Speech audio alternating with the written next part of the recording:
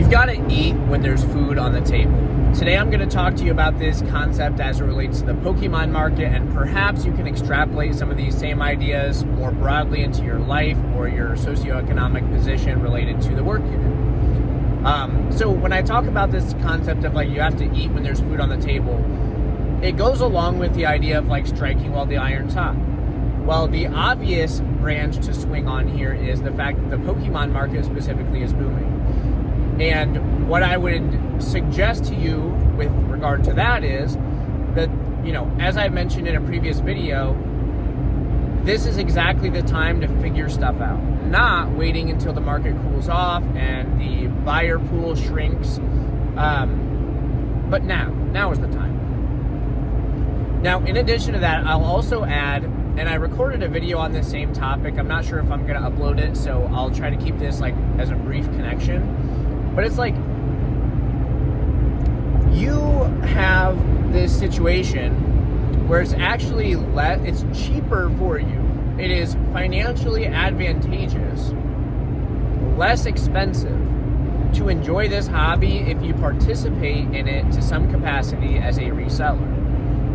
You can do that either by collecting at a break even, collecting at a net zero, by buying collections or lots, keeping what you want, selling the rest for full market price, assuming you bought it below market price.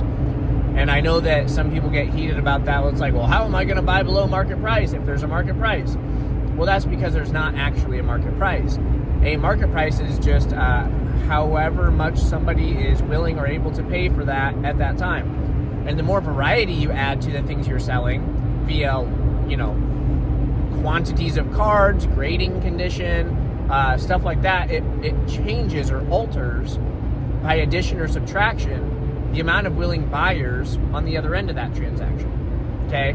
And so a lot of times when people are selling a massive amount of cards, your average collector doesn't want all of them. And so you can acquire that lot or collection for some amount of money below market as a convenience fee, right? You have seller has the opportunity to move away from all these cards at once instead of trickling them out over time on eBay in exchange for a payout that is reasonable relative to what the cards would sell for individually.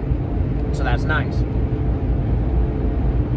Anyway, so regardless of whether you're collecting at a break even, it's cheaper than buying booster boxes, it's cheaper even than buying the individual cards and then never selling them. But also once you get the feel for collecting at a break even, there will be times where even if by accident you profit from a collection that you bought, something came in such good condition, it got an unexpected PSA 10, and now you're cooking. And obviously, I've talked at great length about how you can change your financial situation by pursuing that at scale. But another thing to consider too is fear tends to be perceived a lot more steadily than opportunity. And an example that I'll give is one that kind of hits home for me right now, because admittedly I am a little bit skeptical of this topic, but AI, okay? So we have all this breaking news coming out about how 50%-ish of the white-collar career, job market could be at risk due to companies adopting AI. And so if I'm a white-collar worker who suspects to be in that portion of the market, I'm kind of sweating right now. Well, right now, there does just so happen to be food on the table, and so you can eat.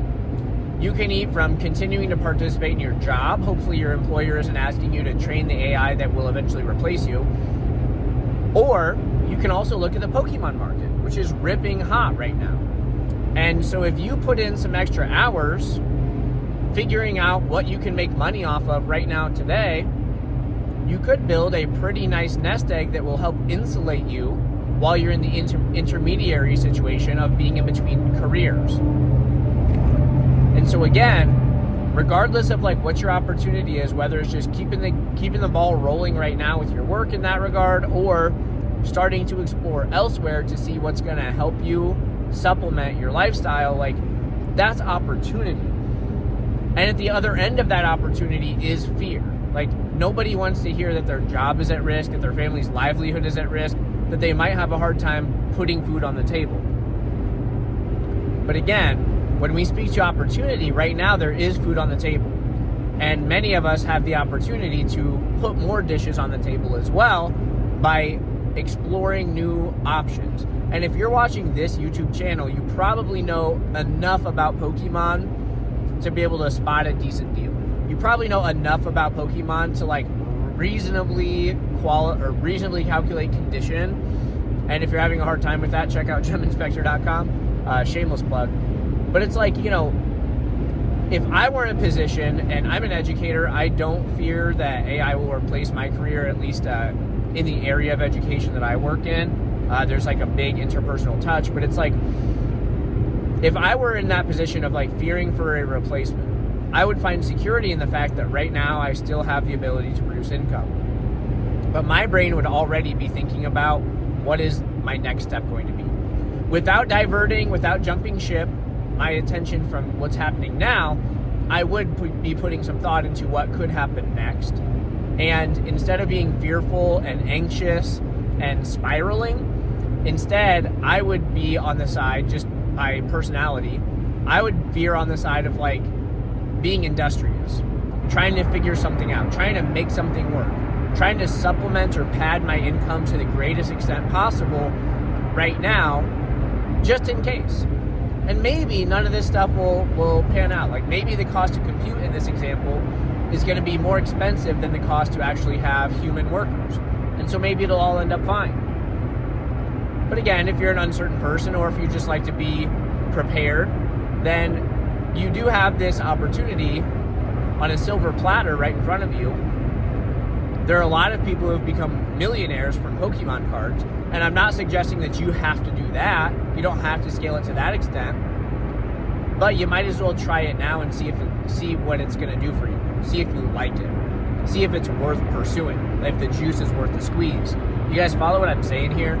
So, and then you get in the conversation of like, okay, well, what if the market crashes or some, XYZ phenomena happens and Pokemon is no longer profitable? What if the market dumps? Well, we haven't had a doomsday situation in the last 7 or so years, but we have had a pretty heavy fall off. A lot of the Wizards of the Coast cards dropped like 90% from their all-time highs when the market started cooling off around 2022. And so 90% is a substantial amount of money, especially when you look at like expensive cards. And so just study, gather information, reach out to people who you know were participating at that time and see what they did. I was there. I'll share with you what I did. Some cards I stubbornly held on to, and I held on to them for like 3 years, which everybody's classic like hold strategy is, I'm going to keep it for 3 to 5 years. Well, I kept some stuff for 3 years and ended up selling it at a slight loss or a break even. Other things, I took a hit on the chin immediately, got rid of it, and then started buying in at the new prices as they began to establish themselves. And in the time frame where we were no longer crashing, but we became stagnant, but just less buyers available, less interest overall, particularly in the stuff that was coming out at that time as brand new, there was margin to be made. And it was even nice because it was like predictable. Like the prices of PSA 10s didn't often change from the time you submitted them to PSA versus the time you got them back to actually sell. And so based on that, you might be in a tight spot for like a couple of months or however long. I don't want to put a specific time horizon because obviously any market cycle or market phenomena or price structuring event could shake out differently than like ones historically have. But there's opportunity almost everywhere. And so if you are scrappy enough, if you are industrious enough, and you are willing to try to make something work, and if you are willing to persist, even though it's like not something you love, but it's working, even if on a small margin, well, you just created an opportunity that could scale. And then in like this situation, I continue reselling through Pikachu Collectibles on eBay all throughout like the crash and the stagnant market, which like pricing was still doing very well. And what ended up happening is around mid 2025, all the inventory that I already had like a margin on doubled, tripled, quadrupled. And so for a short while there, I was cooking. And then prices fluctuated again around Black Friday, and I just kept buying. And then once people snapped out of the Black Friday lull, again we're ripping. And we're up again like 4 or 5 times on many, many items. And so anybody who is sitting on the sidelines and they were just waiting out the boom, they're still right now stuck between a rock and a hard place. And all the while, we have a bunch of people who have been participating and active who have continued winning and who have propelled themselves forward in ways that might have been previously unimaginable or at the very least unexpected. And so I know that this probably sounds like your run-of-the-mill call to action encouragement video, but find security in this. Like find some reassurance in the fact that you can produce something with your own 2 hands, even in a time of uncertainty. Or if you're in a time of certainty and stability, sureness, then think to yourself, is this pie worth growing still? Despite that, despite the fact that you have nothing to sweat, is it still going to be something that could be beneficial for you? And, because at the end of the day, like growing up, family members of mine lost their jobs. My grandma worked in a factory growing up, and I remember her being laid off multiple summers in a row. I remember my father being laid off a couple of times. And some of these folks like found alternative work. Sometimes they would have to draw unemployment. Whatever the situation may be, it's like you get into this scenario where you lost everything you love, where you lost your purpose and your routine. Even if you have the opportunity to draw unemployment, and this is not me like speaking to like my views on government's involvement in people's finances or government aid, none of that. Like, I'm not giving you an opinion, but it's like, if you think about it conceptually, if you're a person who just lost your purpose or your structure, your schedule, your interpersonal communication opportunities, and then you just sit at home and fester over that, drawing unemployment, like, I don't see that panning out super well for your mental health.